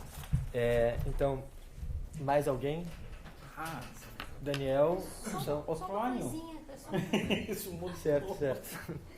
Eu queria que a gente pensasse também nessa... Só um parênteses, fechou. Então, certo? Nessa reflexão sobre antropologia, eu achei muito instigante pensar que alguns autores, como Norbert Elias, Frederick Bartsch ou o próprio Barbeiro, que impactam a disciplina e que não são centrais, digamos assim, um é norueguês, o outro é judeu transitando pelo mundo, né? Eles impactam também, será que impactam a disciplina da maneira como está sendo pensada, esse desestabilizado nas antropologias hegemônicas, ou eles impactam a antropologia antropologia por outro viés, não pelo quanto eles periféricos são, mas o quanto eles fazem diálogos interdisciplinares, que parece que a antropologia carece ultimamente. Bueno, Tomás? Eu queria apontar uma questão que a Cláudia colocou, que é a questão de entre como é possível que existam, digamos, certas contradições entre o que seria hegemônico e subalterno, digamos, como certas posições, digamos, que propendem, digamos, por ressaltar um pouco essa questão subalterna, bem justamente em lugares que a gente considera hegemônicos. Eu estava pensando que talvez é uma relação um pouco simples pensar uma posição entre subalternos e hegemônicos como se a relação que não estivesse posta entre os dois não passasse realmente por colocar-se na posição contrária. Não sei se tu entende. Se a subalternidade somente, digamos, a periferia, por exemplo, somente existe um centro. E a periferia se constitui como periferia a partir de umas condições materiais, que é o que justamente o Sistema Mundo fala. O mesmo acontece com os subalternos. Existem umas condições materiais, quando eu digo materiais não me refiro necessariamente a umas condições econômicas, sino a uma série de formas concretas que produzem, digamos, essa dualidade, essa alteridade que realmente é bastante heterogênea. A gente somente utiliza o termo subalterno como um abstrato. E eu queria questionar sobre uma questão, a questão da existência da antropologia em si, né? E todos esses debates que está havendo sobre as antropologias, e eu estava observando um fato que aconteceu no Brasil, né? Vem acontecendo no Brasil já faz uns 10 anos, que é o surgimento de... O governo federal tem implementado muitas novas universidades em lugares bem periféricos, ou nas fronteiras, ou nas periferias da grande cidade. E os projetos político-pedagógicos destas universidades, eu trabalho numa delas, dos cursos das universidades, estão assim, atravessados pela ideia da interdisciplinaridade. Alguns desses cursos levam, em diferentes graus, alguns cursos levam a interdisciplinaridade mais a fundo, outros apenas passam a contorneio. Né? Mas a ideia da interdisciplinaridade está presente sempre, né? E quer dizer, um pouco aquilo que norteia o curso. Ontem mesmo, por exemplo, eu estava lendo o projeto pedagógico da Universidade Federal do ABC Paulista. Quer dizer, e é completamente desconstrói todas as ideias que nós temos de disciplina. O curso das Ciências Sociais na Universidade Federal do ABC quase que não tem disciplina, não tem disciplinas como as que nós conhecemos. São abordagens muito diferentes, muito atravessadas entre si. Então, eu queria ver qual é a tua perspectiva, o que tu pensas sobre essa relação entre a antropologia e as outras ciências sociais a partir de uma ideia da antropologia do mundo. Obrigado, Daniel. Agora eu vou me aproveitar da minha posição privilegiada de fala para também levantar algumas questões extremamente pontuais e aí nos encaminhamos então para as... Bueno, tá. Então, reagindo um pouco também à questão da hegemonia, né, e principalmente da forma, digamos, como a Cláudia apresentou esse debate, eu me pergunto, a entrada do Foucault, digamos, na dinamização do debate da antropologia no Brasil e especialmente em espaços como o Núcleo de Antropologia e Cidadania, ele nos permite visualizar a incidência, né, da dimensão discursiva na construção concreta de certo tipo de alteridade. Só que a gente às vezes se esquece de uma outra questão que é relevante para o Foucault compreender a operatória do poder, que são a dos mecanismos não discursivos, né, que são efetivamente institucionais e que envolvem uma materialidade concreta e que remontam, digamos, justamente a uma herança autosseriana do próprio Foucault, né, que vai falar de que processos ideológicos são processos essencialmente institucionais.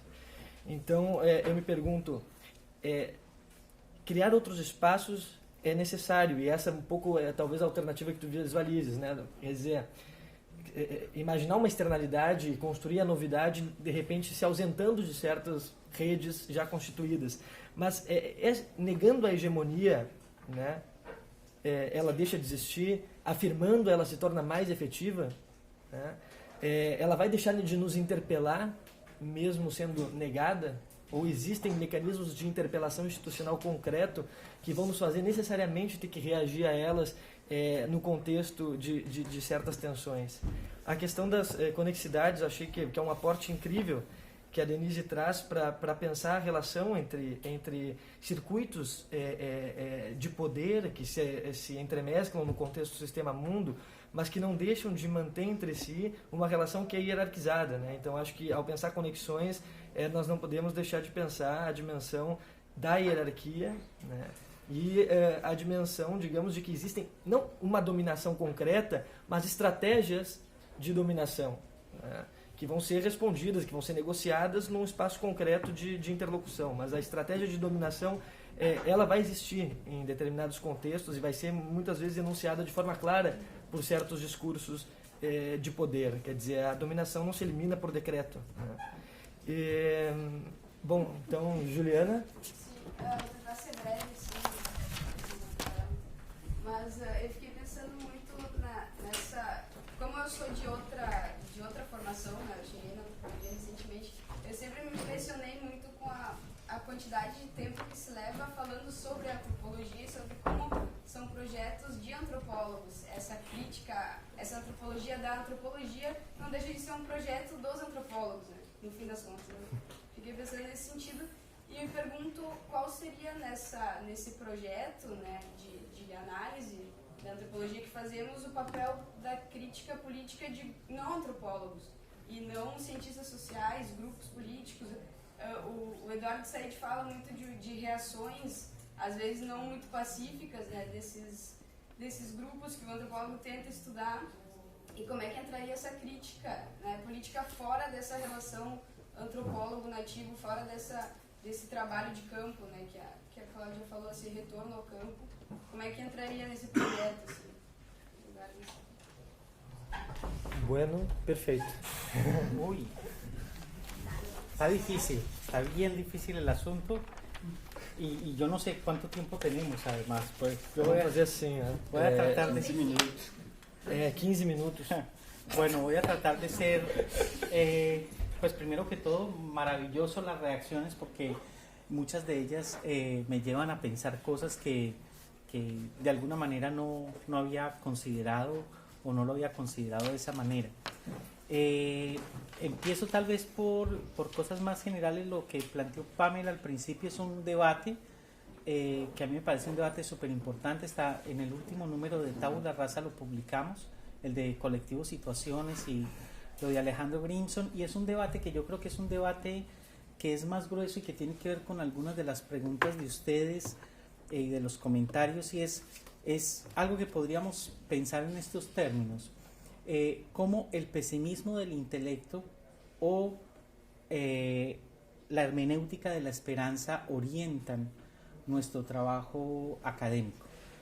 O sea, cómo el énfasis se hace, digamos, en una lectura de tratar de pensar desde esa imagen del pesimismo del intelecto, de tratar de entender lo que no nos gusta, precisamente porque no nos gusta, o tratar de mirar los errores y las fallas y los problemas de aquellos proyectos con los que nos identificamos, o y entendemos eso de tratar de entender las relaciones de poder de mejor que los otros. Eso es pesimismo del intelecto, es Gramsci, versus o hermenéutica de la esperanza, que es más una lectura, digamos, deleuziana, o por lo menos algunos de los referentes de que lo virtual es real y que hay que hacer énfasis en ciertas cosas para posibilitar que eso sea, que lo emergente devenga en lo central. Entonces es una discusión larga, grande. Yo no la tengo clara, confieso eso. Ahora estoy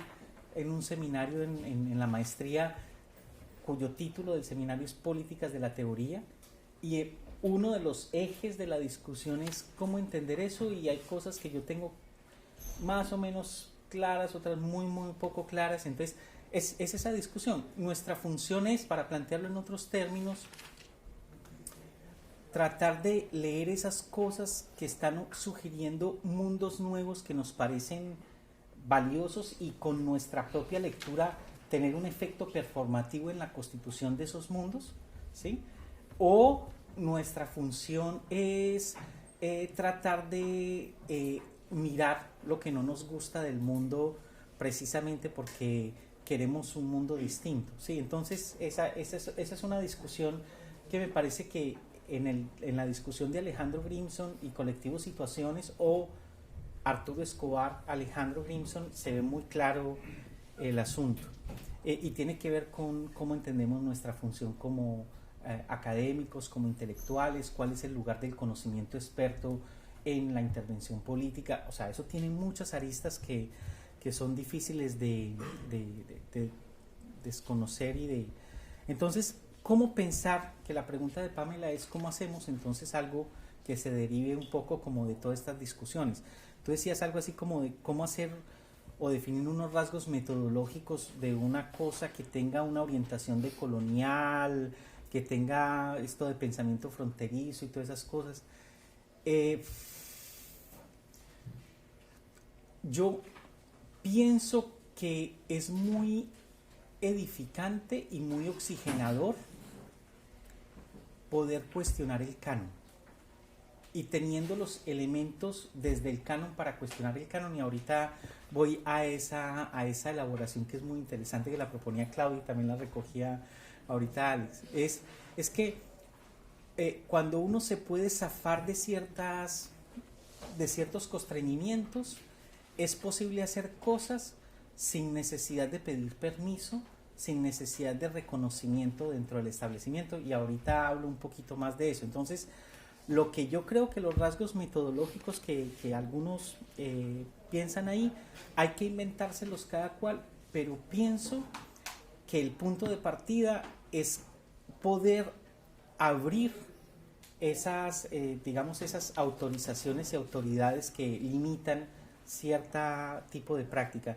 Yo creo que tenemos que ser más humildes, esa es una cosa, y ser menos protagonistas, pero que eso depende de los terrenos en los que nos estemos moviendo. Si yo me estoy moviendo en un terreno, digamos, del establecimiento antropológico, ese lugar de la humildad y el no protagonismo adquiere unas características distintas a si me muevo en un escenario de un movimiento social. O sea, yo creo que depende también de en qué escenarios me estoy moviendo esa posibilidad de introducir, de irrumpir otro tipo de cosas.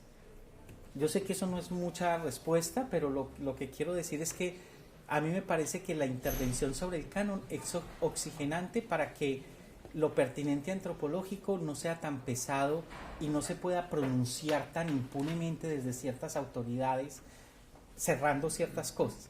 Pero eso en últimas es un proyecto de cada cual, pienso yo. O sea,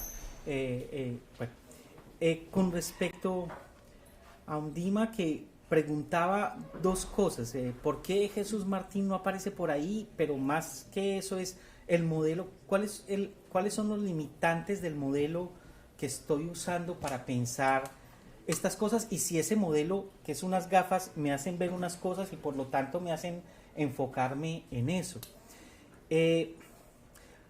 Yo creo que el modelo que yo usé son varios modelos y yo creo que no son los únicos modelos y quizás hasta no son los más adecuados. Yo usé ¿qué modelos? Usé el modelo de, digamos, de la teoría de la dependencia y del sistema mundo, usé el modelo gramsciano, usé el modelo, digamos, de la teoría queer y el modelo Foucaultiano. Sí, entonces hay diferentes modelos para pensar esas cosas que de pronto Claudia ahorita decía, nos hace caer en la dicotomía antes que en las conexiones. Yo recuerdo mucho el comentario de Gustavo Lins Ribeiro, es también mucho por ahí, las conexiones y lo cosmopolita. Yo creo que eso es una preocupación, yo no sé si es muy de este contexto, porque en otros contextos de pronto esas preguntas no son tan fuertes, pero la respuesta es que yo creo que esos modelos nos permiten ver esas cosas, ver las relaciones de poder y por supuesto nos hacen enfatizar en eso, y quizás por enfatizar en eso no estamos viendo otros elementos.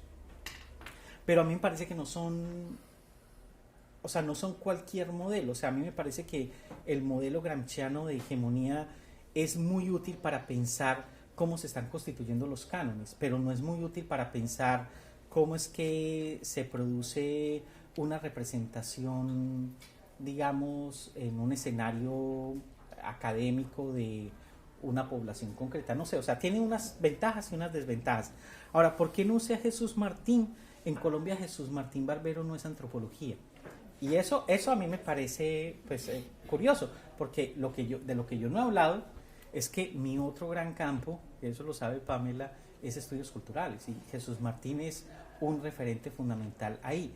Y no es antropología precisamente porque en Colombia hay ciertas formas de instaurar lo pertinentemente antropológico que hace que un autor como él no sea un autor, digamos, parte del canon antropológico. O sea, es impresionante. Incluso vos ves que se desconoce mucho. Yo creo que en Brasil conocen más a Jesús que en Colombia, los antropólogos. Ahora, en estudios culturales Jesús es de entrada, o sea, es el punto de partida Jesús y otra gente que no aparecen.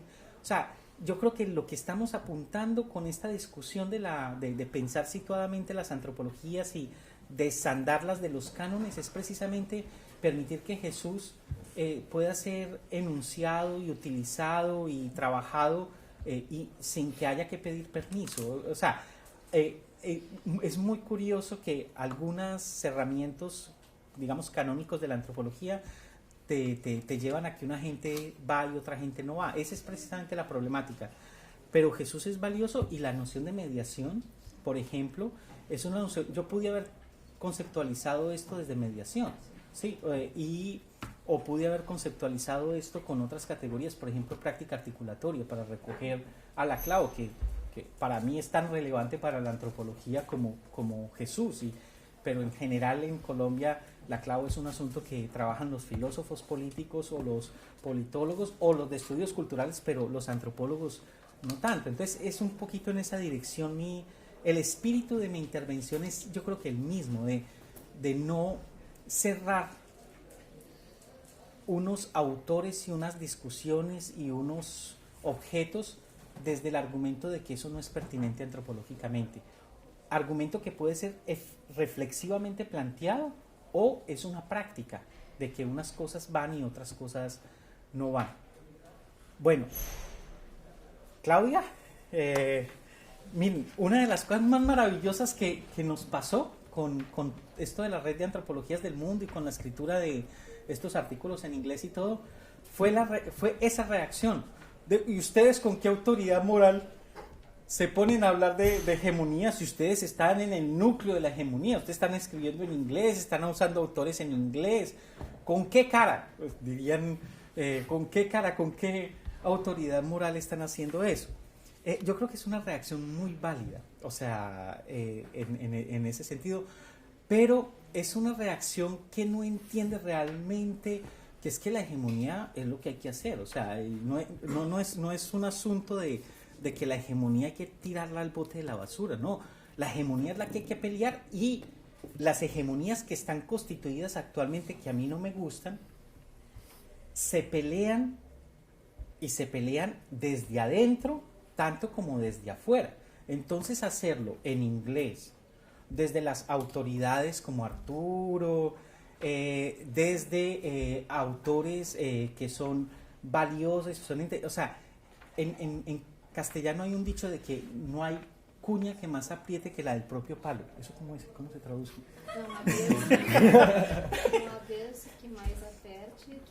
Del propio palo. O sea, no hay cuña que más apriete que la del propio palo. No, entonces lo de las redes de antropologías del mundo y la forma como está escrito, el vocabulario y todo, es conscientemente constituido como hegemónico, precisamente para molestar, para incomodar.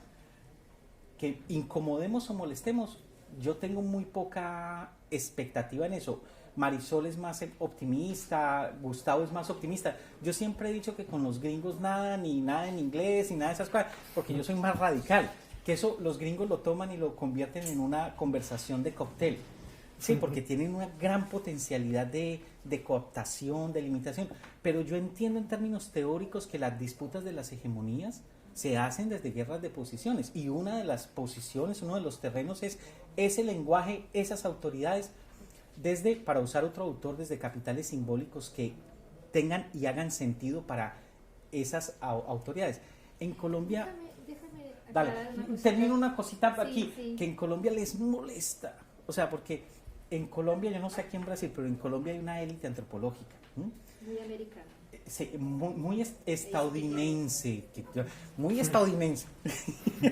Y entonces, allá les molesta, pero les molesta a más no poder, que gente con todos los oropeles del establecimiento gringo, que son autoridades en Gringolandia, que son reconocidos y todo, les digan lo que ustedes están haciendo es una bobada, queriendo reconocer y validar unas autoridades para cerrar otras posibilidades. Entonces, por lo menos en Colombia, producen mucho ruido.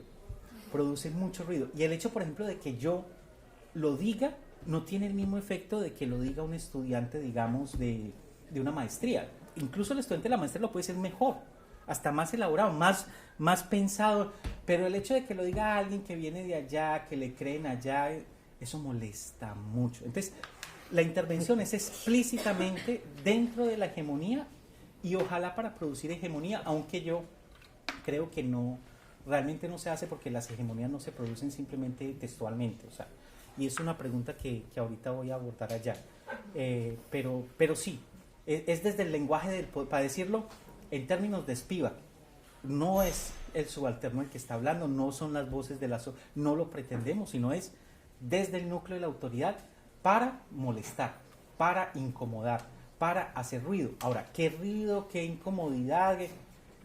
Eso no... Yo creo que ha producido algunas inspiraciones para alguna gente, pero no sé, dale, Denise, qué pena que... Eso que diría a Claudia, la presencia del canon en Colombia está muy permeado por la antropología americana, así que la pelea no se da en las instituciones de allá, está instalada en la propia formación. Además es muy clasista. Y además aquí la gringa es nuestra, no es de otro sitio. Por lo de antropofagia. Bueno, pero eso tiene su límite, eso lo podemos discutir.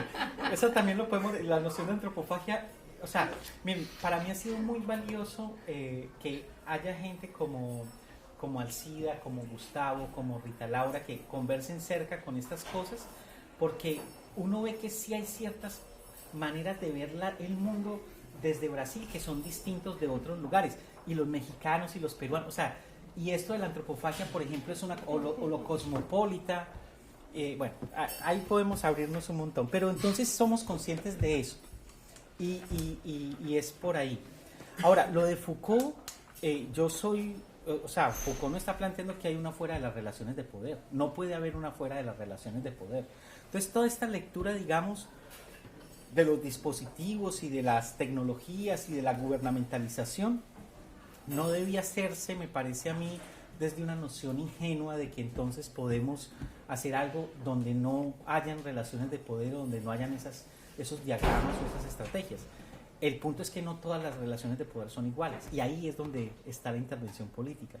No es lo mismo una relación de poder, digamos, de supresión y eliminación de una población que una estrategia de poder que plantee que esta población tenga otro tipo de cosas. Entonces, me parece muy interesante lo que dices, Claudia, para no caer en esa lectura ingenua de que puede haber una fuera de las relaciones de poder y una lectura Foucaultiana de que eso es simplemente emancipación, ¿no?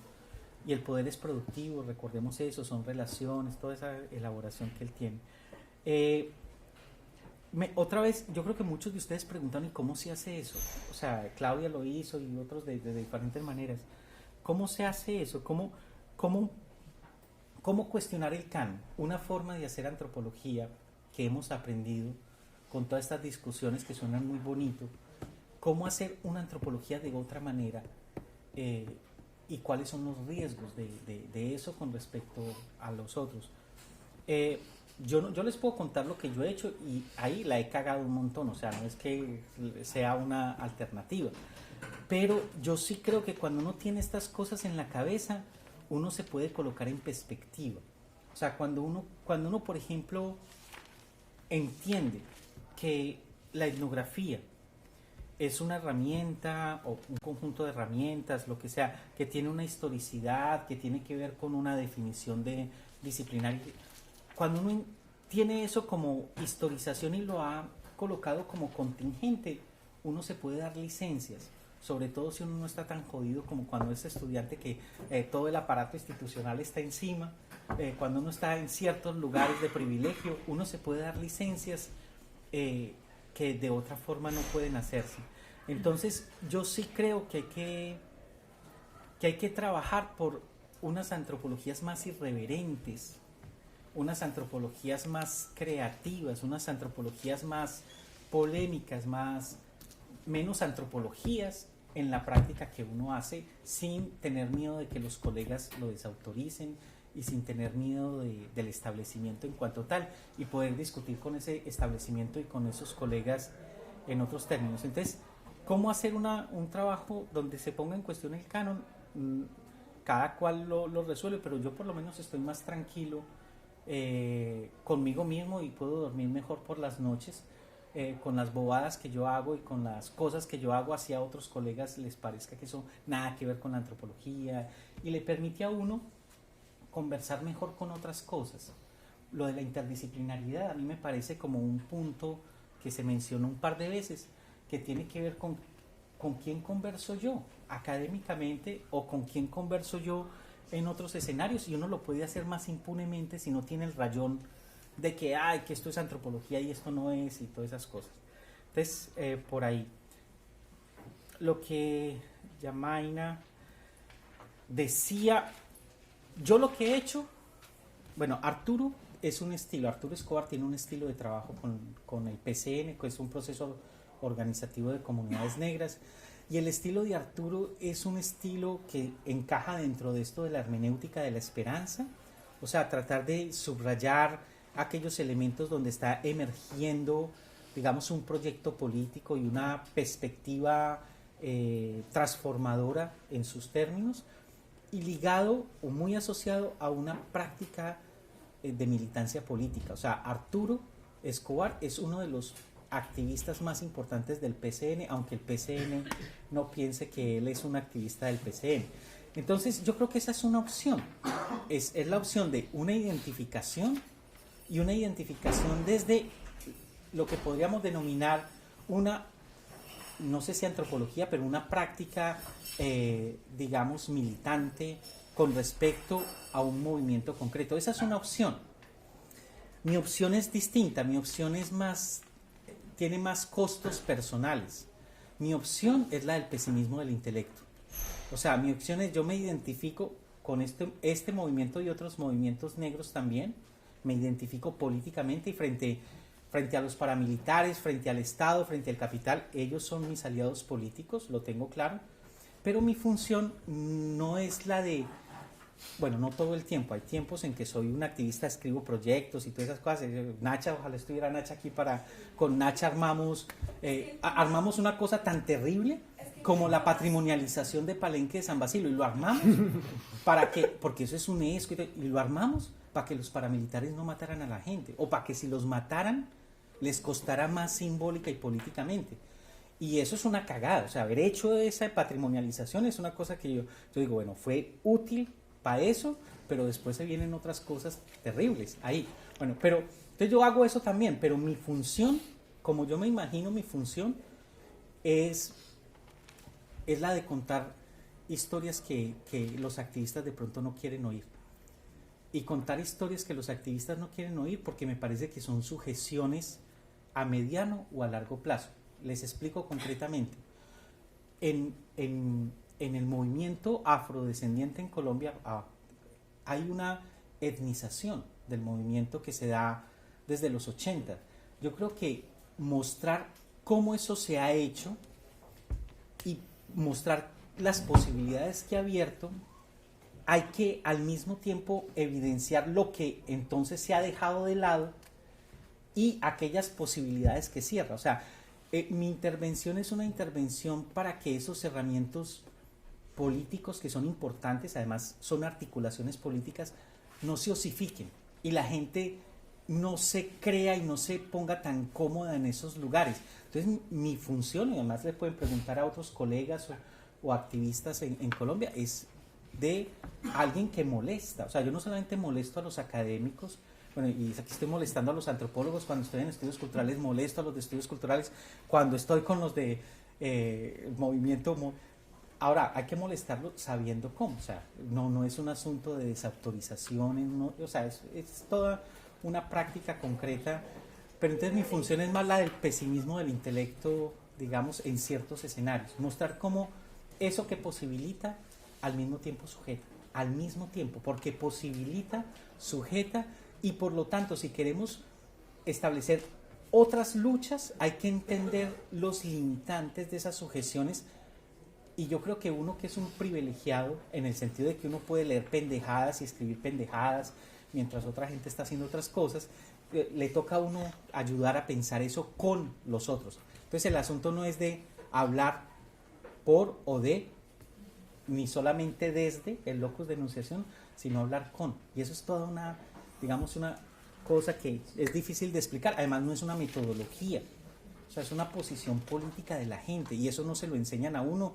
Y si a uno le enseñan que no es así y uno tiene esa convicción, pues uno lo hace de todas maneras, no tiene que pedir permiso. Pero entonces está por ahí. Uy, lo de Emerson. Honestamente, la red de antropologías del mundo no ha servido para nada, ni ha producido ningún resultado distinto de haber generado un conjunto de conversaciones que pueden ser útiles para algunos, pero no para otros, pero no ha hecho ninguna transformación. O sea, la red de antropologías del mundo se ha quedado en una página web, en algunas publicaciones, y lo que más ha generado es ciertos conceptos y ciertas inspiraciones para nosotros y para alguna gente. Pero de ahí a hacer una intervención en las antropologías hegemónicas, lo máximo son 2 o 3 articulitos o un libro, que son bastante limitados, pienso yo. Entonces, yo creo que la red de antropologías del mundo está por construirse, y además no creo que nosotros la vamos a construir, no necesariamente se tiene que llamar de esa manera, pero yo sí creo que hay que establecer conectividades distintas con otra gente para potenciar proyectos antropológicos que sean más relevantes en términos de transformación del sistema mundo, ¿sí? Entonces no hemos hecho nada, los resultados nada. Además somos súper anarcos. O sea, no solamente, el anarquismo es otro de los elementos que está ahí, porque a veces funcionamos, hacemos una cosa y nos quedamos 2-3 meses sin hacer nada. Más como el responsable de la página soy yo soy se me olvida. Entonces honestamente no se ha hecho, se ha querido, pero realmente los resultados son muy pocos. Lo más interesante es todos estos conceptos y todas estas cosas que no necesariamente tienen que haber sido elaborados desde ahí. O sea, nosotros no pudimos, eso pudo haber desaparecido o no haber surgido nunca, y el mundo sería igual de mal, igual de bueno. O sea, yo creo que, pero podría hacerse algo. Sí, yo hablo sí. Bueno, lo que decía Marcela, pues tiene que ver con la discusión de hegemonía y con lo de uno no tiene que salir de otro país. Pues claro, los desplazamientos son también epistémicos, entonces, pero incluso dentro de un mismo país, sobre todo en Colombia, hay diferencias muy fuertes que marcan esas cosas. Además, yo no creo que la antropología tiene que ser, que esta es una herejía, voy a decir una herejía. Yo pienso que la antropología no está definida por la otredad ni por la diferencia. O sea, hay, por ejemplo, Disiento de Esteban Cross, que dice que es la pregunta de la alteridad la que constituye la antropología. A mí me parece que empírica, históricamente, no es así. O sea, ¿cómo pensamos entonces antropología del desarrollo o antropología de la modernidad?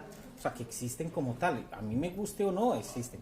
O cómo pensar el asunto de que los españoles están pensando sobre los indios y pensar que eso es antropología. Me parece que es un poco de querer establecer unas genealogías de que pregunta por la alteridad igual a antropología. Bueno, pero en todo caso, yo creo que la antropología pasa no necesariamente por la otredad, pero bueno, eso es una cosa que yo pienso. Termino con Daniel. Bueno, lo de la dicotomía de Tomás, y yo no lo pienso como dicotomía, creo que ahorita lo abordé un poquito. Lo de Daniel, mire, yo tengo si tuviéramos más tiempo pudiera conversar más sobre eso. Hay un programa de antropología que se fundó hace 4 años en el Chocó, en Quibdó, en una universidad supremamente marginal, se llama la FUCLA, en Quibdó. Es un programa de antropología. Los estudiantes, algunos son más mayores que yo y algunos son, o sea, no pueden escribir como yo esperaría que escribieran. Son gente que ha estado ligada a los movimientos sociales desde hace 30 años. Otros son chicos que trabajan con motos. O sea, los estudiantes son otra cosa a lo que uno esperaría y la universidad es otra cosa a la que uno esperaría. Y es un programa de antropología que además es ir un tiempo y después trabajar con ellos a través de una plataforma virtual. Todas las preguntas de cómo entender entonces la antropología y cómo entender la interdisciplinariedad y cómo entender esto aquí, desde un criterio de calidad como piensa la Universidad de los Andes, que es profundamente elitista. Esa es otra discusión en Colombia. Los colombianos somos profundamente proestadounidenses, o sea, más colonizados hacia Estados Unidos que cualquiera, derechosos, o sea, de derecha, ustedes saben eso, pero además clasistas. Entonces todo eso se reúne en ciertas universidades y en cierta gente. Entonces, por ejemplo, la Universidad de los Andes es expresión del clasismo, de la derecha, los baños, miren, los baños de la Universidad de los Andes funcionan como funcionan los baños en Gringolandia. Eso, por ejemplo, una amiga me lo hacía notar. Pero independientemente de eso, es cómo pensar toda esta discusión de antropologías del mundo ahí con esta gente. Cómo formar, si se puede formar, antropólogos en esos términos. ¿Y qué expectativas tiene uno en términos de lo que va a significar la práctica antropológica ahí? O sea, por ejemplo, que no puede pasar ni siquiera por la escritura. Es un reto impresionante. Ahí no tengo respuesta. Sobre todo porque tú falaste agora da escritura, né? E a gente pensa assim, é impossível separar o trabalho antropológico um texto, né? Da criação de um texto. Será? Pois é, isso que a gente aprendeu sempre, né? Mas o que eu estou me questionando agora, porque junto com toda esta diversidade de alunos, né? de ideias das nossas universidades, por exemplo, tem um grande problema que é a dificuldade dos alunos escrever. Né? Uma dificuldade que eu tenho que lidar todos os dias com isso, porque em que medida que eu posso, até onde eu posso acertar uma frase ou um parágrafo que não tem verbo, que não tem... entende? Quer dizer, tem uma relação que é uma relação de poder, mas tem uma relação também que é uma questão que é de preparar a pessoa para ser um profissional, pelo menos para saber lidar no mundo. Ese es el núcleo. ¿Qué tú haces con Ese es el núcleo. Ese es el núcleo. ¿Qué significa preparar a otro como antropólogo?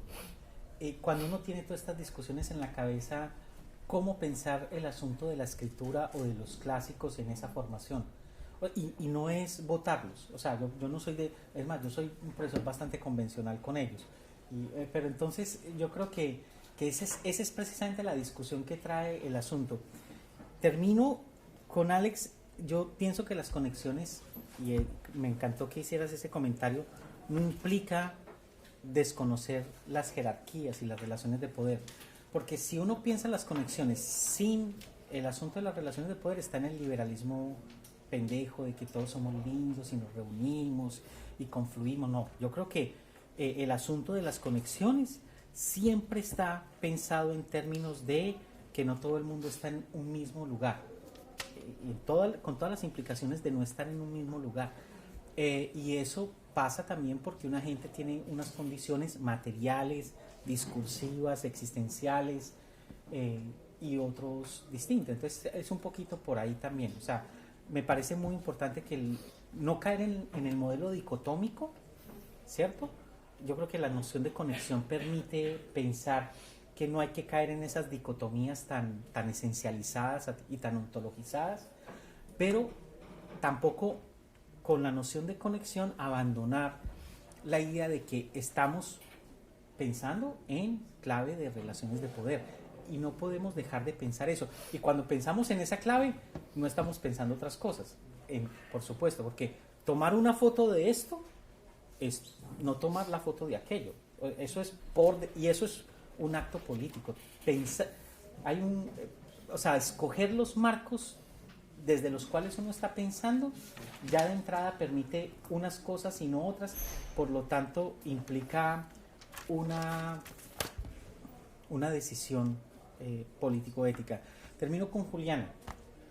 Ojalá se llenara la antropología de no antropólogos. Ojalá. Y ojalá cada vez más los antropólogos estuviéramos en un escrutinio, no solamente por los nativos, sino por gente en general de nuestra práctica. Y yo creo que cuando hablamos de antropología, de la antropología, es usar las herramientas de la antropología para descentrarnos.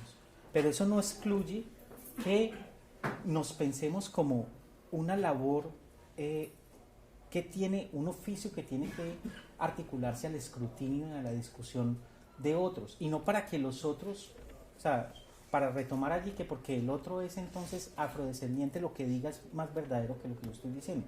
O sea, no es populismo epistémico tampoco lo que yo estoy diciendo. Toca argumentar o afectivamente, discutimos afectivamente lo que sea, pero el asunto no es que yo porque soy indígena lo que diga es mejor que aquel otro que es blanquito. No, a mí ese discurso tampoco me gusta.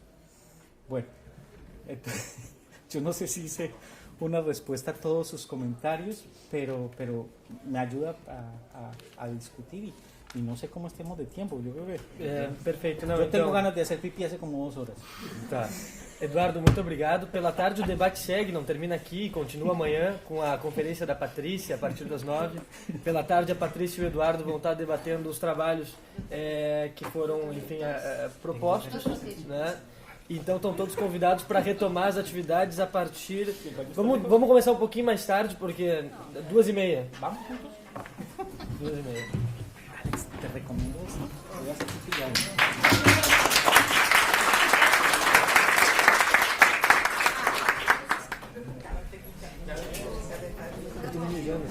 Não, também.